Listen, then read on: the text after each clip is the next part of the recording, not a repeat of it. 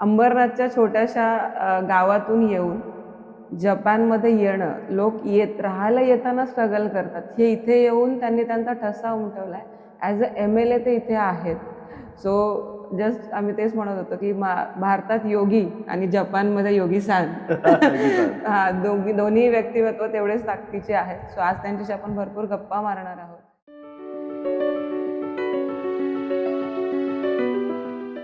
नमस्कार योगी San sir. आज आपल्या पॉडकास्टमध्ये तुमचं खूप खूप खूप वेलकम असं म्हणू शकतो किंवा तुम्हाला आम्ही थँक्यू म्हणतो की आज अगदी तुमच्या बिझी शेड्यूलमधून आज आमच्याकडे तुम्ही पॉडकास्टसाठी आम्हाला वेळ दिलात. आपल्या प्रेक्षकांना मी सांगेल, येस इंट्रोडक्शन तुम्ही ऐकलं ते सरांचं, पण सर आपल्या अंबरनाथच्या छोट्याशा शहरातून महाराष्ट्रातून येऊन गावातून ओके ओके चालू दे ना. ओके अंबरनाथच्या छोट्याशा गावातून येऊन जपानमध्ये येणं, लोक राहायला येताना स्ट्रगल करतात. हे इथे येऊन त्यांनी त्यांचा ठसा उमटवलाय. ॲज अ MLA ते इथे आहेत. सो जस्ट आम्ही तेच म्हणत होतो की भारतात योगी आणि जपानमध्ये योगी सान हा दोन्ही व्यक्तिमत्व तेवढेच ताकदीचे आहेत. सो आज त्यांच्याशी आपण भरपूर गप्पा मारणार आहोत. प्रथम प्रश्नात जाण्या अगोदर माझाही सगळ्यांना नमस्कार. तुम्हाला सगळ्यांनाही नमस्कार आणि तुमच्या टीमचा, सारिकाजी, तुमचं सगळ्यांचे आभार की तुम्ही टोकियो जपानला आलात. आणि एस्पेशली हे आज आम्ही जिथे गप्पा मारतोय ह्या जागेचं नाव खासाई म्हणून आहे. तर खासाई आणि निशिकासाई अशी शेजारी शेजारी दोन गावं आहेत, दोन रेल्वे स्टेशन आहेत. आणि इथे जपानमधली सर्वात जास्त भारतीय जनता इथे राहते. साधारणपणे इथे आमच्या गावामध्ये आता एक 7-8 हजार भारतीय लोक इथे राहतात.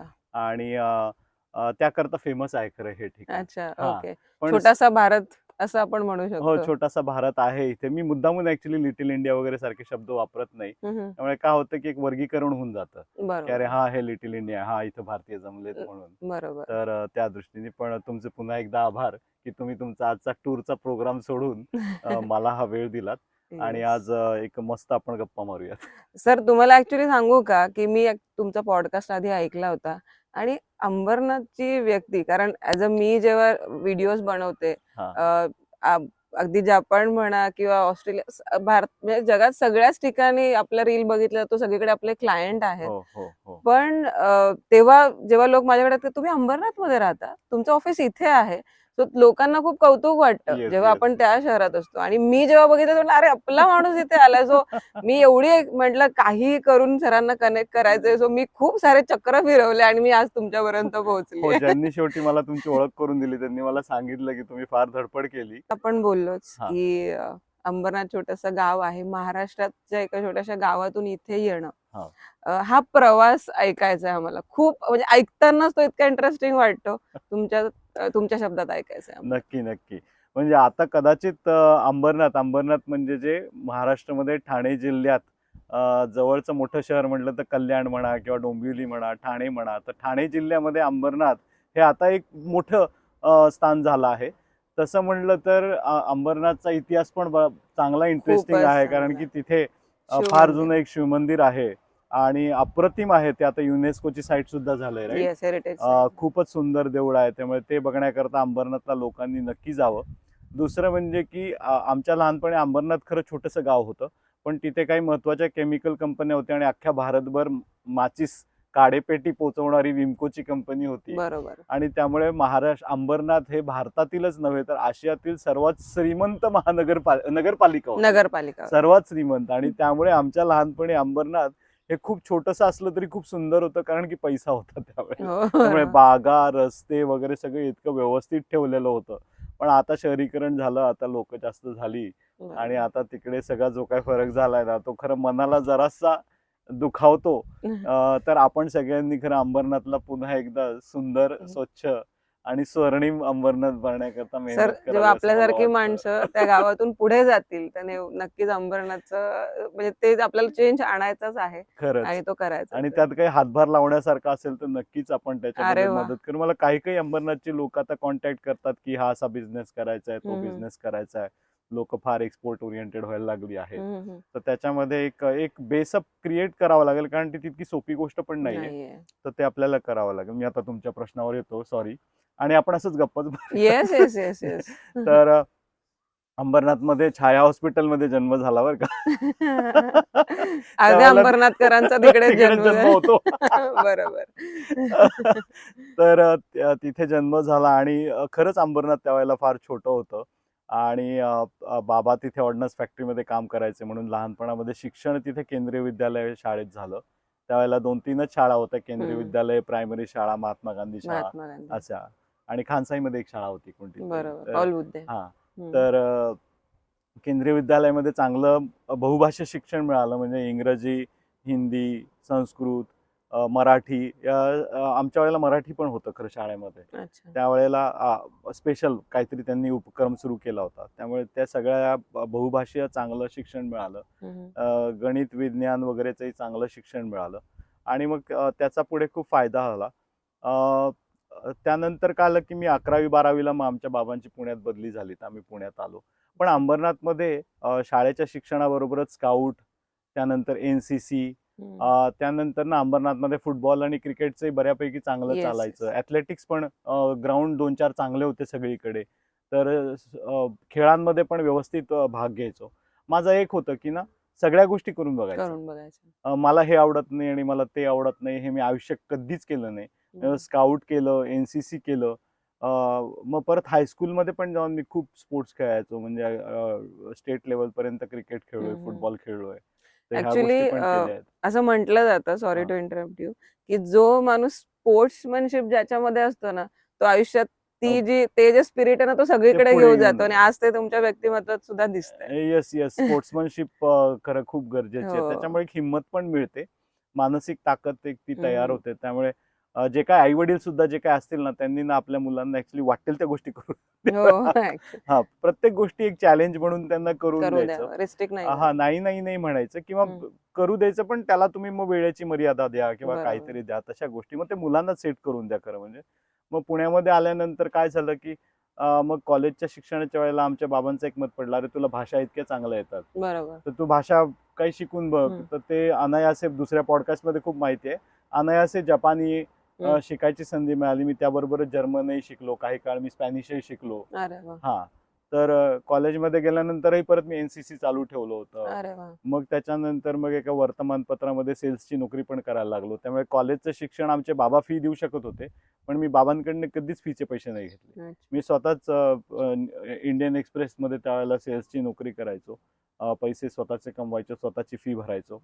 तर ती गोष्ट म्हणजे शनिवार रविवार संध्याकाळी मी ती सेल्सची नोकरी करायचो. मग त्यातनं जेवढे काही पैसे मिळायचे ते फी करता पुरेसे व्हायचे. सो किंवा मग माझं दुपारचं जेवण, की एकदा घरातनं बाहेर पडलो की ते एका हातगाडीवाल्याशी ठरवून ठेवलं होतं की बाबा महिन्याचे एवढे पैसे देईन आणि रोज तुझ्याकडे जेवायला येईन. आमची आई ना त्यावेळेला ना, आमच्या आईचं एक त्यावेळेला एक हे घडलं की ती US ला गेली होती. माझ्या 11वी-12वी किंवा माझ्या कॉलेजच्या दिवसांमध्ये आमची आई US ला गेली होती. तिला शिवण कामाच्या ह्यानी तिला तिकडे संधी मिळाली, तिकडे गेली होती.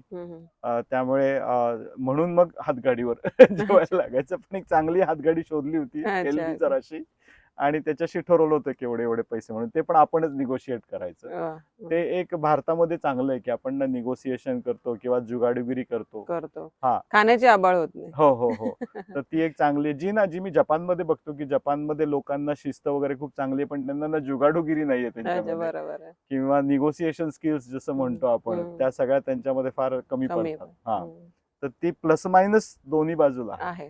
हा, मग ते जपानी शिकल्यानंतर काय आलं की बरं असं होतं ना की मी जी कोणती गोष्ट करायचो ती फार मन लावून करायचो. म्हणजे शाळेमध्ये प्रत्येक विषयामध्ये मार्क चांगले चांगले असायचे, स्पोर्ट्समध्ये पण चांगलंच असायचं. म्हणजे मी ॲथलेटिक्समध्ये वगैरे तर भरपूर अवॉर्ड मिळालेत मला. आणि कॉलेजमध्ये गेल्यानंतर मग जे काय मॅथ सायन्स केलं, मग त्याच्यानंतर मी इकॉनॉमिक्सला गेलो, तिथेही खूप चांगले माझे रिझल्ट होते. आणि जपानीमध्ये तर नेहमी मी विद्यापीठात पहिला असायचो. त्यामुळे आणि मग त्यानंतर काही वक्तृत्व स्पर्धेमध्ये भाग घे वगैरे असं करता करता शेवटी 1996 साली अचानक मला एक जपानमध्ये येण्याकरता स्कॉलरशिप मिळाली. आणि त्यावेळेला फारच कमी स्कॉलरशिप असायच्या. पहिली बात तर माहितीच मिळत नसायची, कारण इंटरनेटचं जग नव्हतं अजून काही. त्यामुळे जे काही गुरुजी सांगतील तेवढीच माहिती असायची. मग त्यामध्ये ती एक स्कॉलरशिप मिळाली आणि मग जपानमध्ये पहिल्यांदा मी 97 साली इथे जपानला आलो. आणि मग मग आल्यानंतर कळलं की अरे बापरे, इकडं तर एक वेगळंच जग आहे जग बाबा. आहे. म्हणजे आता ते भारताच्या एअरपोर्ट मधनं निघालो आणि ते विमानातनं प्रवास केला आणि जे विमान इकडे लँड होताना जे खाली बघत होतो ना, हम्म. अरे बापरे हे काय आहे? अरे समुद्राच्या मध्येच बेट बनवलंय आणि त्याच्यावरच एअरपोर्ट बनवलंय. पाहिलं अच्छा, असेल तुम्ही बरोबर. पण हो ना हो, पाहिलं. वरनं असं. हो. आणि मग ते सगळ्या काचेच्याच बिल्डिंग आहेत. तर हम्म. त्यावेळेला आपल्याकडे काचेच्या बिल्डिंग काहीच नसायच्या. नसायच्या आणि एअरपोर्टही आपलं ते असं सुमारच अजूनही. बरोबर. तर ते सगळं बघून आणि मग आतली ती सगळी सुव्यवस्था, सगळं किती सगळं ते व्यवस्थित चाललंय. आणि मला ना जी लोक घ्यायला आली होती, म्हणजे मी सरकारी स्कॉलरशिप आल्यामुळे सरकारी जावाईच होतो एकदम. अच्छा. तर ते असे सगळे वेळेवर आणि मग ते कारमध्ये त्यांनी मला ते सगळं शेड्यूल एक्सप्लेन केलं. मग ती माझी पहिली जी टूर होती ना, ती महिनाभराचीच होती. अच्छा. आणि त्या महिनाभराच्या टूर मध्ये 120 देशातनं 120 मुलं आली होती. अरे. आणि त्या सगळ्यांना घेऊन ना त्या बसमध्ये, अशा 3 बसमध्ये फिरायचे ना, असं सकाळ ते संध्याकाळ ना 1 मिनिटाचा उशीर नव्हता, सगळ्या गोष्टी अशा वेळेवर वेळेत करायचे. व्हायचं. आणि मग ते जपानमध्ये जिकडं जा तिकडे स्वच्छता, लोक सगळे असे टापटिपीत. तर मला फारच म्हणजे ते अरे आपलं जग काय आणि हे जग काय, असं फारच असं ते वेगळे पण जाणवलं. आणि जपानला अजून ओळखायची इच्छा आहे, अशी ती इच्छा प्रबळ झाली. तिथे प्रबळ आणि आहे. मग ती कदाचित ती प्रबळ झालेल्या इच्छेनी मग पुढचे प्रयत्न झाले. पुन्हा एकदा स्कॉलरशिप मिळाली 99 साली. मग अच्छा. 2001 सालापासून मग नोकरी करता मी नोकरी इकडेच इथे. स्थायिक झालो. अच्छा. अरे वा. आणि हा प्रवास तर खूप चांगला वेगळा होता. हा. आणि असं म्हणू की तुमच्या आवडीने होत गेला, हो म्हणजे असं हो हो. कुठेही तुम्हाला अगदीच रिस्ट्रिक्ट करायला लागलं असं काही नाही. म्हणजे अगदी गमतीत सगळ्या गोष्टी छान होत गेल्या, हो तुम्ही हो मनापासून करत हो गेलात. हो. जपान पासून एक IT इंजिनियर पासून हा. एका MLA पर्यंतचा प्रवास आम्हाला ऐकायचा आहे नक्कीच नक्कीच. आता. तर खरं जेव्हा कॉलेजला गेलो ना, तेव्हा काय झालं की जरासं आपण मागायचं की माझी माझी 12वी, मी 11वी मध्ये बाबांची बदली झाली म्हणून मी पुण्यात गेलो. मग 11वी मध्ये ते 12वीच्या सेंटरचा फॉर्म भरला आणि 12वी मध्ये पुन्हा आमच्या बाबांची बदली झाली, तर आम्ही दुसऱ्या शाळेत गेलो. अच्छा. तर त्या दुसऱ्या शाळेत जाऊन मी 12वीची सेंटर चेंजची फॉर्म भरला मी. आणि मी ते दुसऱ्या शाळेतनं परीक्षा पण दिली. पण जेव्हा माझा रिझल्ट आला ना, तेव्हा त्याच्यात लिहिलं होतं ॲब्सेंट फेल. तर अरे मी बापरे. 12वी फेल झालो एकदा. अच्छा. आता तुम्हाला पिक्चर आठवत असेल भारतातला एखादा. हो. तर मी 12वी नापास आहे. आणि मग ते माझ्या पेपरची शोधाशोध झाली, पण मग पेपर काही सापडेना. मग भारतामध्ये फारच कमी लोक असे असतील की ज्यांची विशिष्ट परीक्षा होते 12वीची. तर माझी एकट्याची वेगळी परीक्षा झाली 1 महिन्यानंतर. बापरे. आणि त्यांनी लगेच रिझल्ट पण लावला. आणि पण मग तोपर्यंत काय झालं की इंजिनिअरिंगच्या सगळ्या ऍडमिशन फुल झाले होते. तर एका ठिकाणी ऑटोमोबाईल इंजिनिअरिंगला ऍडमिशन मिळत होती, पण ते म्हटले की 50,000 रुपये डोनेशन द्यावं लागेल. तर मी म्हटलं बाबा मला काही तुम्हाला त्रास द्यायचा नाहीये, मी आपलं सरळ जाऊन गुपगुमानं BSc ची ऍडमिशन घेतो. तर मग आमच्या एक ताई होत्या, त्यांनी पण मग रिकमेंडेशन केलं की चांगला मुलगा आहे. मग मला पुण्यामध्ये SP कॉलेज म्हणून आहे, सर परशुराम भाऊ कॉलेज, ते BSc करता सर्वोत्तम कॉलेज आहे. बरोबर. तिथे ऍडमिशन मिळाली, ते पण एक नशीब. आणि मग आमचे बाबा म्हणले की अरे तू तू फक्त BSc, तुला मला वाटत नाही की तुझ्या डोक्याला ते खुराक पुरणार आहे म्हणून, बरोबर. तर तुला अजून काहीतरी करायला पाहिजे. तर म्हटलं बरं ठीक आहे. आणि माझं आणि बाबांचं किंवा माझं आणि आईचं कम्युनिकेशन खूप चांगलं असायचं. म्हणजे मी असं कधीच नाही की काहीतरी विरोध कर म्हणून, किंवा आई बाबा काहीतरी बोलतायत तर त्यांच्या मताला काहीतरी काट मार, असं कधीच नाही. मी नेहमी प्रोएक्टिव्हली त्यांची मतं घेतली, ऐकली, ते करून पाहिलं, नाही जमलं तर सांगितलं.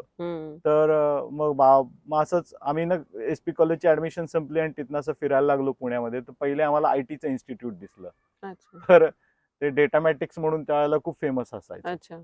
तर तिथेच गेलो आणि मग तिथे मग बाबा म्हणले IT शिकून घे. म्हटलं IT शिकून घेतो. मग तिथे पहिले मग ITच्या डिप्लोमाला ऍडमिशन घेतली. मग बाबा म्हणले कदाचित ना हे पण नाही पुरणार. तर म्हणलं बर. मग अजून आम्ही असं फिरत फिरत गेलो, तर एक भांडारकर इन्स्टिट्यूट लागलं. तर तिथे असं इतिहास वगैरे ते सगळ्या इकॉनॉमिक्स वगैरे अशा गोष्टी करतात. पण ते म्हणले आमच्याकडे 12वीच्या मुलाकरता काही नाहीये. आम्ही परत मग तिथनं सुरू झालो. असं मग खाली आलो तर एका ठिकाणी खूप रांग लागली होती. तर म्हटलं कसली रांग आहे? ते म्हणले हे पुणे विद्यापीठाचं परकीय भाषा विभाग आहे, इथे जपानी शिकवतात. तर जपानी आहे, जर्मन आहे, रशियन आहे आणि फ्रेंच होतं. तर बाबा म्हणले काय शिकतो? म्हणलं हे जर्मन शिकतो मी. आमचे बाबा म्हणले अरे ते इंग्लिश सारखंच दिसतंय. हे जपानी हे काहीतरी वेगळं दिसतंय म्हणे. बाकीच्या तिन्ही भाषा इंग्लिश सारख्याच दिसतात ना. म्हणले हे काहीतरी वेगळं दिसतंय, तू हे शिक म्हणले. हा. तर मग ते जपानी, मग मी काय म्हणलं बाबा चला मी जर्मन पण शिकतो आणि मी जपानी पण शिकतो. तर पुणे विद्यापीठाच्या कोर्समध्ये ना ते असं 3 दिवसच क्लास असायचे ते परकीय भाषा विभागाचे. मग सोमवार, बुधवार, शुक्रवार मी संध्याकाळी जर्मन शिकायचो अच्छा. आणि मंगळवार, गुरुवार, शनिवार मी जपानी शिकायचो संध्याकाळी 7:30. तर माझा ना कॉलेजच्या दिवसांमध्ये माझा दिवस असा असायचा. मी सकाळी 5:30ला सायकलवरून निघायचो. अच्छा. मध्ये 18 किलोमीटर 20 किलोमीटर कॉलेज होतं. हम्म. ते सायकलवर 20 किलोमीटर जायचो आणि मग 6:30 पावणे 7 पासून जे लॅबमध्ये घुसलो की मग 9 वाजेपर्यंत लॅबमध्ये. अरे वा. मग 9 पासून 1 वाजेपर्यंत BSc चे लेक्चर, हम्म. धडाधड 4 लेक्चर. ते संपलं की एक ब्रेक घ्यायचा, ते टपरीवर जायचं, तिथे लंच करायचा आणि मग 2 ते 5 माझा IT चा डिप्लोमा. अच्छा. आणि मग संध्याकाळी जसं आता मी म्हटलं की 3 दिवस जर्मन आणि 3 दिवस जपानी असं जपानी. म्हणून ते 8:30 वाजून जायचे. अच्छा. मग त्याच्यानंतर पुन्हा सायकल मारायची की 20 किलोमीटर घरी. बापरे. आणि शनिवार रविवार मी रोज सकाळी शनिवार रविवार आमचं NCC असायचं. अच्छा. तर मग मी NCC करायचो. ते पुन्हा मग सायकल मारून 20 किलोमीटर NCCच्या कॉलेजमध्ये जाऊन तिथे आणि मग संध्याकाळी पेपर विकायचो. अच्छा. हा. बापरे. मग मध्ये जे काही वेळ मिळेल ना, दुपारी ते लंच केल्यानंतर वेळ मिळाला किंवा मग IT चा जो 5 वाजता क्लास संपायचा ते अगदी 5 वाजेपर्यंत नाही करायचे. कधी 4ला संपला, कधी 4:30ला संपला. मग तिथनं 6:30 पर्यंत जो काही वेळ मिळायचा त्याच्यामध्ये मग अभ्यास करून घे, अच्छा. वाचून घे. हम्म. मग जेव्हा जेव्हा जे का वेळ मिळेल तेव्हा मग प्रॅक्टिस करून घ्यायचं. तर कॉलेजची 3 वर्ष आहेत ना फुल मेहनतीने घेतली अच्छा. आणि त्याचं चीज झालं. बरोबर. कारण की ती महत्वाची वर्ष आहेत आपल्या सगळ्या ब्रेन फॉर्मिंग मध्ये, आपलं बरोबर. विचारसरणी फॉर्मिंग मध्ये. आपण हायस्कूल पर्यंत ना आपण फार कच्चे असतो. बरोबर आहे. आपण स्वतःहून स्वतःचा अनालिसिस कर, स्वतःचा विचार कर, स्वतःचं प्लॅनिंग कर. ह्या गोष्टी तितक्या करत नसतो. हम्म. पण ते कॉलेजमध्ये गेल्यानंतर आपण करायला लागतो अशी माझी बरोबर. जाणीव आहे. त्यामुळे जी कोणी मुलं ऐकतायत किंवा पालक ऐकतायत हम्म. तर त्याच्याकरता मला हा संदेश द्यावा लागेल की हायस्कूल पर्यंत आपल्या मुलांचा एक हात धरून चला. बरोबर. हा. जबरदस्ती नाही करायची. वेगवेगळे त्यांना चॅनल्स द्यायचे की अरे हे करून बघतो का, संध्या द्यायच्या, त्यातनं त्यांचा कल कुणीकडे आहे ते करून बघणं वगैरे. Yes. पण कॉलेजमध्ये ना तुम्हाला अजून एक गंमत म्हणून सांगतो की BSc ची 2 वर्ष झाल्यानंतर ना माझ्या मनात एक अशी जाणीव व्हायला लागली की हे सगळं कशा करता शिकतोय मी. म्हणजे हे मॅथमॅटिक्स आणि हे फिजिक्स हे कुठं कनेक्ट होणार आहे आयुष्यात, मला ना ते कळेनासं झालं. आणि त्यातल्या त्यात काय आलं की ते BSc करता करता मी IT चा डिप्लोमा करत होतो, तो 2 वर्षात संपला. अच्छा. आणि जपानीमध्ये ना माझं नाव खूप चांगलं व्हायला लागलं की अरे अच्छा. हा एक हुशार मुलगा आलाय म्हणून अच्छा. जपानीमध्ये. तर BSc दुसरं वर्ष संपता संपता तिसऱ्या वर्ष जातातच मला एका IT कंपनीत नोकरी दिली. अच्छा. तर मी आमच्या कॉलेजच्या प्रोफेसरकडे गेलो, त्यांना म्हणलं सर काय करू. ते म्हणले अरे ते BSc झाल्यानंतरही नोकरीच करायची आणि आता मिळते तर घेऊन टाक ना. घेऊन टाक. बरोबर. कशाला नाही म्हणायचं. संधीचा फायदा घे. तर मी वयाच्या 18व्या वर्षी मी IT कंपनीमध्ये मी रुजू झालो. वा. 1996च्या एप्रिलमध्ये. आणि तर मग भरपूर पैसेही मिळायला लागले. मग मी म्हटलं की ते आता डिप्लोमाचा जो वेळ संपला होता ना त्या बरोबर दुपारचे 4 तास मी IT कंपनीमध्ये पहिले जॉईन झालो. कारण अच्छा. BSc अजून संपलं नव्हतं ना. आणि त्या काळी त्यांनी मला ते 4 तास काम करायचे, 4,000 रुपये द्यायचे ते मला. सो अच्छा. इट वॉज म्हणजे थोडंसं मेहनतीचं चीज झालं, पण एक दैव सुद्धा लाभला असावं. बरोबर. लाभलंच आहे.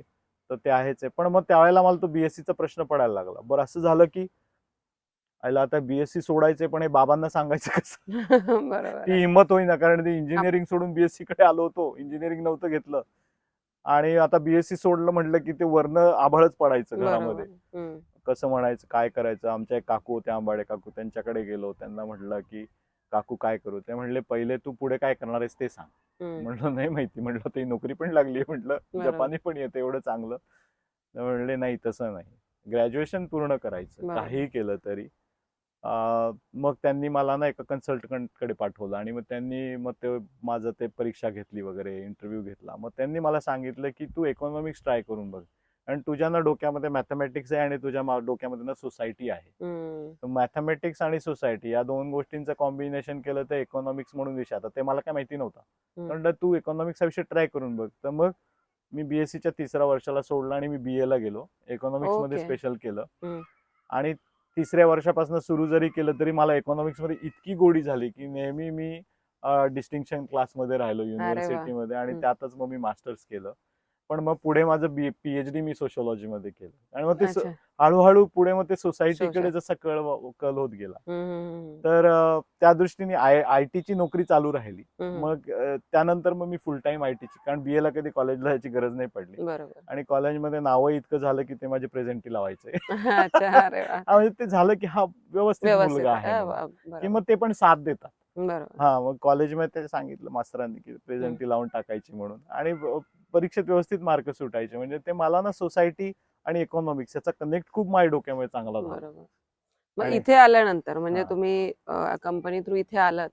हा बघा, तुम्ही शिकला जरी आहात, हा पण तरी एका पदवीवर जाण्यासाठी तुम्हाला सगळ्या लोकांचा हातभार लागतो. बरोबर बरोबर. तर तो तुम्हाला कसा मिळाला? म्हणजे मला तोच प्रश्न पडला, तर लोक वोट पाहिजेत हो आपल्याला, हो हो त्यासाठी प्रत्येक माणसाशी तेवढा कनेक्ट असणं बरोबर गरजेचं आहे. तर बरोबर. तो तुम्ही कसा राईट. बनवा?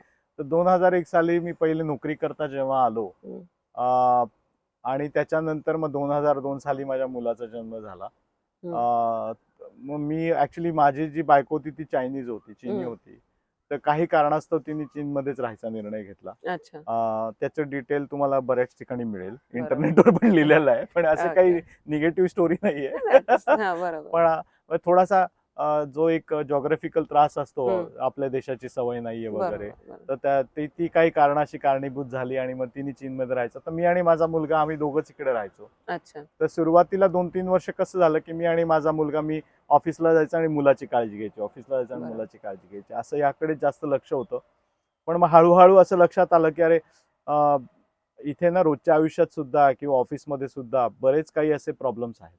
ओके. हा, की म्हणजे आता इथे तसं सिटी ऑफिसमध्ये गेला तर सर्व्हिसेस खूप चांगले असतात, पण अच्छा. सगळं जपानीमध्ये चालतं. बरोबर. Official language Japan. तर सगळंच जपानीमध्ये चालतं. मग ते सिटी ऑफिसची वेबसाईट होती ना, ती पण जपानीमध्ये होती. तर बऱ्याच लोकांना ऍक्च्युली बऱ्याच गोष्टी कळायच्या नाहीत. मला जपानी येऊन सुद्धा मला कधी कधी त्रास व्हायचा. बरोबर. ऑफिसमध्ये म्हणजे थोडासा भेदभाव तर व्हायचा. व्हायचं. तर मग त्या ह्यानी मग मी लोकांची ना मदत करायला जरा सुरू केली. त्यांना जपानीमधनं ट्रान्सलेट करून माहिती पोहोचव, किंवा कधी कधी विजाची माहिती हवी आहे, मग कुठे जायचं ते माहिती नाही, असं वगैरे मी लोकांची मदत करायला सुरुवात केली. आणि त्यानंतर मग काय आलं की मी 2006 साली इथे निशिकासाई म्हणून जे ठिकाण आहे जिथे खूप जपानी आता राहतात, तर तिथे मी शिफ्ट झालो. तर तिथे खूप मोठी अशी सोसायटी होती आणि त्या सोसायटीमध्ये बरेचसे भारतीय राहत होते आणि इतरही फॉरेनर राहत होते. तर तिथे जपानी आणि फॉरेनर लोकांमध्ये असे नेहमीच वाद व्हायचे. तर ते वाद कशावरनं, तर ते सोसायटीचे नियम पाळत नाहीत, किंवा स्वच्छता ठेवत नाहीत, किंवा मोठमोठ्यांदी टीव्ही बघतायत, बरोबर, किंवा किंवा काहीतरी मोठमोठ्यांदी गाणी लावली आहेत. ह्याच्यावरनं ना जपानी आणि ते फॉरेनरचे सारखे वाद व्हायचे. तर मग मी त्याच्यामध्ये लोकांना मदत करायला लागलो. मग मला हळूहळू अशी जाणीव झाली की अरे, या लोकांना जपानी येत नाहीये, त्यामुळे या लोकांना इथल्या नियमांची माहिती नाहीये, इथल्या या लोकांना इथल्या एटिकेट्सची माहिती नाही. आता ते एस्केलेटर डावीकडे उभं आहे, कोण सांगतंय? आणि बऱ्याच वेळा काय होतं, आपल्या लोकांचं ना लक्ष नसतं. तर ते ऑब्झर्वेशन करत नाही. आपण ना जेव्हा कुठेही असलो ना, आपलं ऑब्झर्वेशन चालू असलं पाहिजे की लोक कसं वागतायत. अच्छा, एस्केलेटरवर डाव्या बाजूला उभे राहतात, किंवा ठीक आहे आपण पण डाव्या बाजूला उभं राहावं. अच्छा, हे ट्रेन मध्ये चढताना पहिले उतरणाऱ्यांना उतरू देत आहेत, मग आपले चढतायत. बरोबर. तर ह्या गोष्टींना ऑब्झर्वच कराव्या लागतात. तर तुम्हाला कोणी शिकवत नाही, ते कुठल्याच पुस्तकात नसतात, आणि कोणी त्याच्याबद्दल ना इंटरनेटवर पण लिहित नाही. तर तर काय होतं की मी लोकांकडे बघितलं, ते ना ऑब्झर्व करत नव्हते, आणि माझं एक होतं की मी ऑब्झर्वेशन करण्यात खूप चतुर आहे, किंवा मी इमिटेशन करण्यात, म्हणजे पहिले निरीक्षण करणं आणि नंतर मग ते कॉपी करणं, ह्या दोन गोष्टींमध्ये मला वाटतं की मी चतुर आहे. त्यामुळे मी जपानमध्ये आल्या आल्या पहिल्यांदा बघितलं की अरे, हे वेगळे प्रकारचे कपडे घालतायत. मग मी ते तसे कपडे घेतले. काय होतं, मग ते ऑफिसमध्ये तुमच्याबरोबर काम करणारे लोक असतात ना, तुम्हाला हळूहळू मान्य करावे लागतात. मग मी बघितलं की अरे, हे असं डॉक्युमेंटेशन करतायत, त्यांची लिहिण्याची पद्धत अशी आहे. म्हणजे पहिले मी काही वर्ष IT मध्ये नोकरी केली, नंतर मी जपानी बँकेत जॉईन झालो. तर जेव्हा जपानी बँकेत जॉईन झालो, तर तिथे पुन्हा एक वेगळंच साम्राज्य, तिथे त्यांची डॉक्युमेंट बनवायची पद्धत वेगळी. पण मग मी जेव्हा मी त्यांच्याकडनं ते बघून लगेच मी शिकलो की अरे, हे असं प्रकारचं डॉक्युमेंट, तेव्हा एक रिस्पेक्ट वाढतो. ते आपोआप तुम्हाला रिस्पेक्ट द्यायला लावतात, अरे की हा करून घेतोय, आपल्यासारखं व्यवस्थित करतोय एकदम. आणि जपानी आहेत ना, त्यांची क्वालिटीचं डेफिनेशन वेगळंच आहे.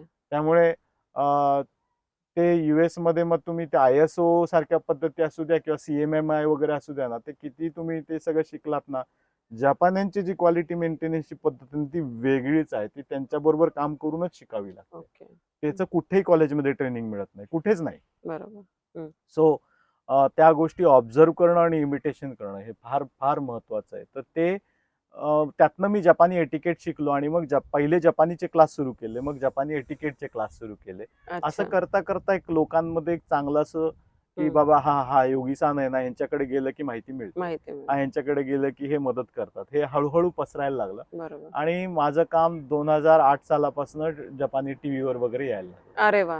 मग वर्तमानपत्रांमध्ये बऱ्याच वेळा यायला लागलं, टीव्हीवर यायला लागलं. हम्म. तर त्याच्यामुळे मग अजून मग ती अशी प्रचिती वाढायला लागली. अच्छा. पण तोपर्यंत म्हणजे असं नाही की पॉलिटिक्स मध्ये जायचं वगैरे असं काही नव्हतं. एक चांगलं काम करायचं, लोकांची मदत करायची, बरोबर. एवढंच आणि तुमचं. आपलं नोकरी व्यवस्थित चालली होती, पैका व्यवस्थित मिळत होता. अच्छा. मग ते भारतामध्ये गाडी घे, घर घे, ते सगळं ते सर्कल चालू चालू होतं होतं. आपलं ते.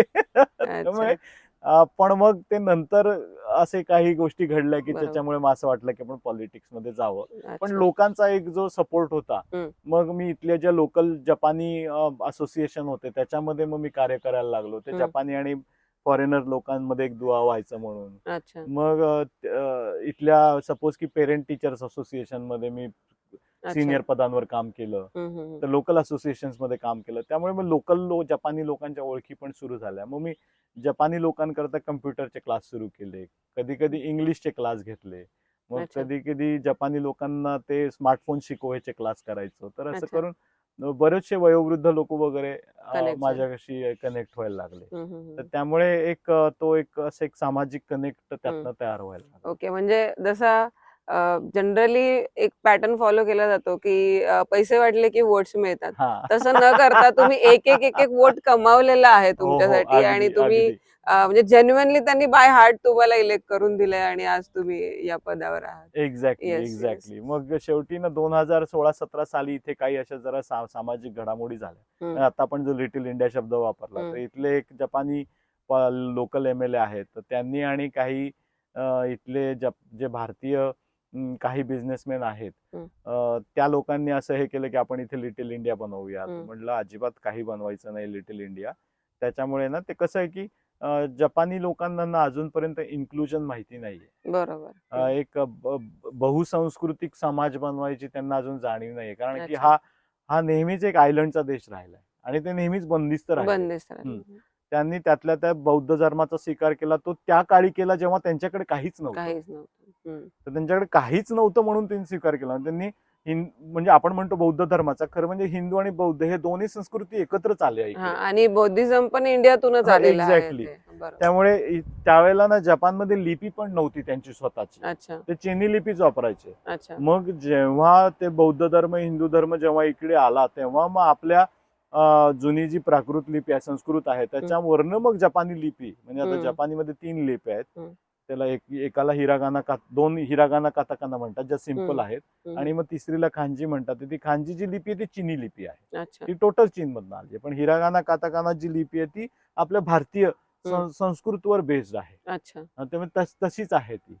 तेवढी प्रगल्भ नाहीये, पण तशीच आहे. त्यामुळे त्यावेळेला त्यांनी ते एकदा ऍक्सेप्ट करून घेतलं आणि त्यांनी काय केलं, ते तसंच्या तसं नाही घेतलं, तर त्यांनी ते परत आपल्या डिझाईन प्रमाणे मोल्ड करून टाकलं.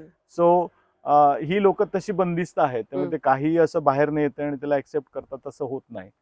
तुम्हाला असं वाटतं की जेव्हा लिटिल इंडिया झालं असतं तर मग आपण अगेन जपानमध्ये एक एनक्लोज्ड एंटिटी झालो असतो, रादर दॅन त्यांच्यासोबत राहण्यापेक्षा. बरोबर. मग तुम्ही ते न करता आपण त्यांच्यासोबत त्यांच्या हातात हात घालून चालणं, हे जर आपण आत्मसात केलं तर कदाचित अजून त्या गोष्टी आपण म्हणजे ओपन असू प्रत्येक गोष्टींसाठी, असं होऊ शकतं. नाही म्हणजे आता तुम्ही ना सिंगापूरमध्ये लिटिल इंडिया बघा, किंवा तुम्ही ते लंडनला गेलात ना, तिथे हॉन्सलो म्हणून एक ठिकाण आहे, तिथे लिटिल इंडिया आहे.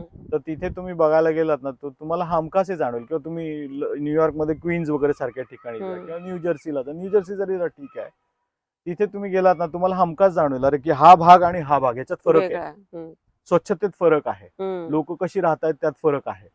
तर ते ना तसं होऊ नये असं मला वाटतं. बरोबर. आपण ना त्यांच्यात सामील झालं पाहिजे त्या ओघामध्ये. बरोबर. मग ते आपल्याला आपलंसं करून घेतात, आपणही त्यांना आपलंसं करून घेतो. तर त्याच्यावर मग त्याच्यावर आमचा वाद झाला. मग मी असं ठरवलं की अरे आपल्याला ना ह्या पॉलिटिकल लोकांना असं दिसतंय की काही कळतच नाहीये. बरोबर. म्हणून मग मग मी ते इलेक्शनला रन करायचा प्रयत्न केला. मला खरं सुरुवातीला वाटलं पहिलं इलेक्शन मी हारीन, अच्छा. कारण तेवढी काही अगदी काही तेवढी ताकद होत नव्हती.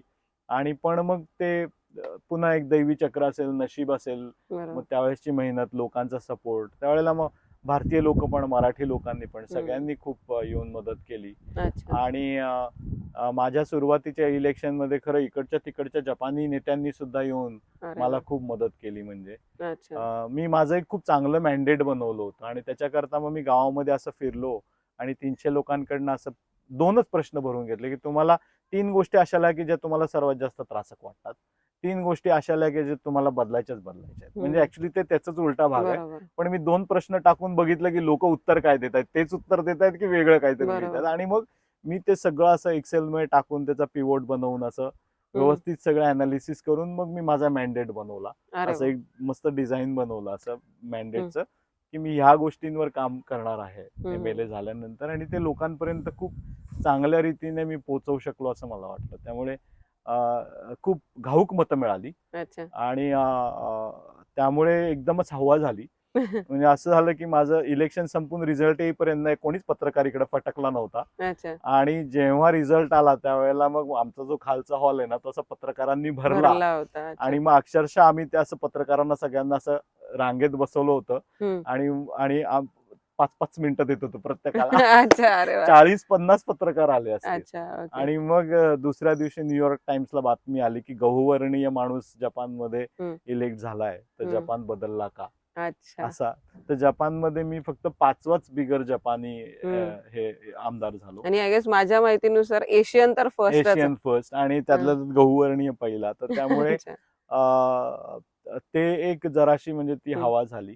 आणि काय झालं की मी खूप चांगलं जपानी बोलतो आणि माझ्या विचारांमध्ये एक जराशी प्रगल्भता आहे. तर ते जे इतर जे बिगर जपानी आहेत ना, ते माझ्या एवढं स्टेट्समनशिप नाही करू नाही शकत आहे, करत. ओके. करतही नाहीत. आणि माझ्या एवढा म्हणजे ते वाईड स्कोप मध्ये विचारही करत नाहीत. त्यामुळे एक थोडंसं जरा हायलाइट मिळालं. अच्छा. जस्ट माझा पुढचा प्रश्न होता, त्याचं उत्तर तुम्ही आत्ताच दिलं की पार्लमेंटमध्ये तुम्ही as a Maharashtrian, as a Marathi माणूस आणि एक भारतीय म्हणून स्वतः काय स्टँड आउट करतात इथे आपल्याला कळालं की ते बिकॉज एक भारतीयपणा आहे त्यांच्यामध्ये की लोकांशी कनेक्ट करायचा, त्यांच्याशी त्यांच्या भाषेत बोलायचं, त्यांच्याशी कनेक्ट करायचं, त्यांचे ऍक्च्युअल जे प्रॉब्लेम आहेत ते समजून घ्यायचे. तर कदाचित तीच गोष्ट आहे जी तुम्हाला स्टँड आउट करते तिथे. आपण आहोत, आपण, मला वाटतं ना, आपण माणसप्रेमी आहोत. माणसप्रेमी आणि आपण मित्र आहोत. हो, कनेक्ट होतो आपण. खरं तर ना काल एक सेमिनार होता आणि ते म्हणले, तर त्या मी सेमिनार दिला म्हणजे, आणि मी लेक्चर दिलं. तर त्याच्यानंतर ते म्हणजे मी सेमिनार ह्याच्यावर दिलं की भारत आणि जपान जेवढा कनेक्ट झाला पाहिजे तेवढा होत नाहीये. बरोबर. आणि तो होत का नाहीये, तर आपण काय करतोय की आपण फक्त म्हणतो की अरे भारत आणि जपानचा संबंध झाला पाहिजे, अरे जपानी कंपन्यांनी भारतात गेलं पाहिजे. पण तिथलं जे माणसातलं कम्युनिकेशन जे आहे ते नीट जमत नाहीये. म्हणजे आज इतके सारे इंजिनियर भारतातनं जपानमध्ये येत आहेत ना, पण जेव्हा ते ऑफिसमध्ये काम करतात ना जपान्यांबरोबर, त्यांची रडरडच चालू असते. ते कम्युनिकेशनच नीट होत नाही, ते हॅरासमेंटच होतं. मग ते 2-4 वर्ष नोकरी केली की नोकरीच जाते. बरोबर. तर काय होतंय की तो एक जे मॉडेल ते तयार झालं पाहिजे ना, की भारतीय लोकांनी जपान्यांबरोबर कसं काम करायचं, ते मॉडेल तयार होत नाहीये. एकमेकांची जाणीव होत नाहीये की बाबा ह्याचे काय स्ट्रेंथ आहेत, ह्याचे काय विकनेसेस आहेत, माझ्या काय स्ट्रेंथ आहेत, माझ्या काय विकनेस आहेत. मग ते विकनेसच्या ठिकाणी आपण काय काळजी घ्यावी आणि त्या स्ट्रेंथचा कसा फायदा घ्यावा. तर ते जे आहे ना, ते लोकांच्या बाबतीतही होत नाही आणि त्यामुळे ते देशाच्याही बाबतीत होत नाहीये. म्हणजे आपला भारत आहे ना फक्त लोन घेत चाललाय जपानकडनं. तर ते जितकी त्यांच्याकडनं प्रॉपर टेक्नॉलॉजिकल इन्व्हेस्ट, म्हणजे टेक्नॉलॉजी घ्या तुम्ही, त्याच्यावर तुम्ही ग्रो करा, तर ते अजूनपर्यंत होत नाही. तर त्यांनी मला प्रश्न विचारला की योगी सांग की US मध्ये इतके सारे भारतीय लोक CEO म्हणून आहेत आज तिकडच्या कंपन्यांचे, तर जपानमध्ये का नाही होत आहेत. तर म्हणलं हा प्रश्न तुम्ही तुमच्याच मनामध्ये विचारून बघा की तुमची एखादी कंपनी, तुम्ही आता ज्या कंपनीत काम करताय त्या कंपनीचा एखादा गोरा माणूस CEO झाला आणि एखादा भारतीय सावळा माणूस CEO झाला, तर तुम्ही कोणाला प्रिफर कराल. म्हटलं तुम्ही स्वतःच उत्तर देऊन बघा. म्हटलं रियालिटी आज ही आहे की जपानी लोक शेवटी एशियन लोकांना खालीच बघतात. बरोबर. जपान्यांना असं वाटतं की एशियामध्ये आम्हीच महान आहोत. तर ते तसं नाहीये. इतिहास तुम्ही विसरू नका, आशिया हा खूप महान आहे. बरोबर. आज्याची संस्कृती खूप महान आहे हम्म, आणि आपण आज्यातले लोक आहोत ना, आपण सच्चे लोक आहोत. बरोबर. आपण ना कुणावर जाऊन राज्य कर, हम्म, कुणाला जाऊन लुबाड, चोर, चोरी पीसफुल कर, ही संस्कृती आपल्यात नाही आहे. नाहीये. तर आपण आज्याची जी संस्कृती आहे ना, त्याला आपण ना नेहमी आपण एकत्र राहिलं पाहिजे. बरोबर आहे. दुसरं म्हणजे की 1945 मध्ये जपानचं युद्ध संपलं, पण 1951 पर्यंत जपान इंडिपेंडेंट नव्हता. नव्हता. हम्म, जपान हा अमेरिका आणि इतर लोकांच्या हाताखालीच होता आणि 51 मध्ये सॅन फ्रान्सिस्को मध्ये कॅलिफोर्नियामध्ये जेव्हा तिथे करार झाला त्यावेळेला जपानला 4 देशांमध्ये वाटून हम्म, त्याच्यावर US, पोर्चुगीज, ब्रिटिश आणि ते चौथा देश कोणता स्पॅनिश या लोकांनी याच्यावर राज्य करायचं असंच प्रपोजल होतं. अच्छा. पण भारत, श्रीलंका या सगळ्या देशांनी जपानची साथ दिली आणि म्हणले नाही की जपानला स्वातंत्र्य द्यायचं, म्हणून जपान आज स्वतंत्र देश आहे. अच्छा. हे तुम्ही विसरू नका. बरोबर आहे. हे विसरू नका आणि त्यामुळेच तुम्ही आपली जी एशियन कम्युनिटी जी आहे ना ती तुम्ही एकत्र ठेवली पाहिजे. हम्म, त्याचप्रमाणे आज तुमचे सगळे कंपन्या बाहेर गेल्या हम्म. त्या तिकडे पोल्युशन क्रिएट करतात, तिकडे त्या बिझनेस करतात, पण त्याचा सोशल फायदा किती करून देत आहेत या बरोबर. गोष्टीवर पण आपण लक्ष दिलं पाहिजे. जसं तुम्ही म्हणालात की कचरा तिथे जातो पण त्याच्यासोबत चांगलं काय जातं हो, हे आपण बघायला म्हणजे पाहिजे. नोकऱ्या मिळतात आपल्या बरोबर लोकांना, आहे. पण आज नद्यांचा कचरा म्हणा, बाहेरचा कचरा म्हणा, तर जितकं ते सोशल अवेअरनेस किंवा सोशल फायदा झाला पाहिजे तेवढा होत तो नाही. नाही होते. मी त्याच्याऐवजी आपले मंत्री लोकच खिशे भरतायत, आपले बरोबर. ऑफिसर लोकच खिशे भरतायत. तर त्या गोष्टींमधनं जरासं बाहेर पडून एक हम्म. मोठा आपण त्या गोष्टीमध्ये विचार केला पाहिजे असं मला मला खूप खूप असं वाटतं. अच्छा. येस, हा एक्सपिरियन्स मलाही आलाय कारण माझेही बरेचसे क्लायंट आहेत जापानमध्ये ज्यांच्या थ्रू मी तुमच्याशी कनेक्ट झाले. तर त्यांचाही बऱ्याच जणांचा प्रॉब्लेम असा होता की इकडे तुम्हाला कॉन्ट्रॅक्टवरच म्हणजे 5 वर्षासाठीच तुम्ही 4 वर्ष. 4 ते 5 वर्ष. सो आम्ही बऱ्याच जणांना ऍक्च्युली मी तसंच प्लॅन करून दिलंय की तुम्हाला सगळ्या इन्व्हेस्टमेंट 5 वर्षानंतर तुम्ही येताय तर तुमच्याकडे एवढा एक पोर्टफोलिओ असेल, एवढे बरोबर पैसे आहे. असतील की तुम्ही इंडियामध्ये मग बेसिक इन्कम जरी चालू राहिलं तरी हो, हो, तुमचं हो. सगळ्या गोष्टी होतील. जर तुमचा टिक आहे की घर झालं पाहिजे, गाडी झाली पाहिजे, या सगळ्या गोष्टी होतील.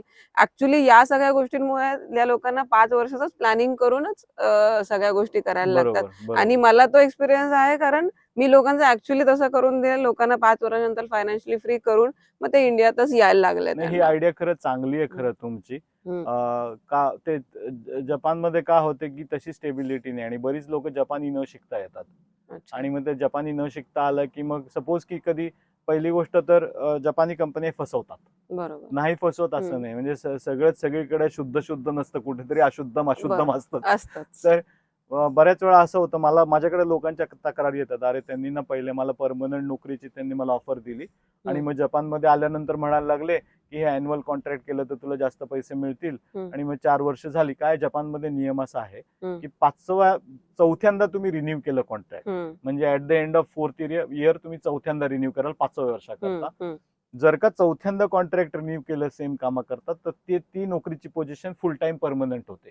अच्छा. लाईफ टाईम एम्प्लॉयमेंट द्यावी लागते अच्छा. आणि त्याचे रिपरकेशन्स वेगळे होतात. त्यामुळे ते जपानी कंपन्या काय करतात, अॅन्युअल कॉन्ट्रॅक्ट मध्ये अडकवतात आणि मग चौथ्या वर्षाला कुरकुर सुरू करतात. हा, बरोबर. त्रास द्यायला जर का अगदीच व्यवस्थित काम करत नसेल किंवा अगदीच कम्युनिकेशन मध्ये प्रॉब्लेम होत असेल तर मग पहिलेच कॉन्ट्रॅक्ट गायब होऊन संपवून जातो. तर बरोबर. त्यामुळे मी लोकांना म्हणतो की तुम्ही ते जे प्लॅनिंग आहे तुमचं ते व्यवस्थित केलं पाहिजे. तुम्हाला अॅन्युअल कॉन्ट्रॅक्ट करायचं तर करा, पण इट्स अ विशियस सर्कल, तर ते नीट समजून त्याच्यावर निगोशिएट करा आणि त्याप्रमाणे तुमचं प्लॅनिंग करा. बरोबर. आणि एक फायनान्शियल प्लॅनिंग, हो, दुसरं मुलं असलं तर त्यांचं प्लॅनिंग करावं प्लॅनिंग लागतं, तिसरं आई वडील असलं तर त्यांचं प्लॅनिंग करावं लागतं. या सगळ्या गोष्टी आपल्याकडे आयुष्यामध्ये फारच महत्वाच्या आहेत.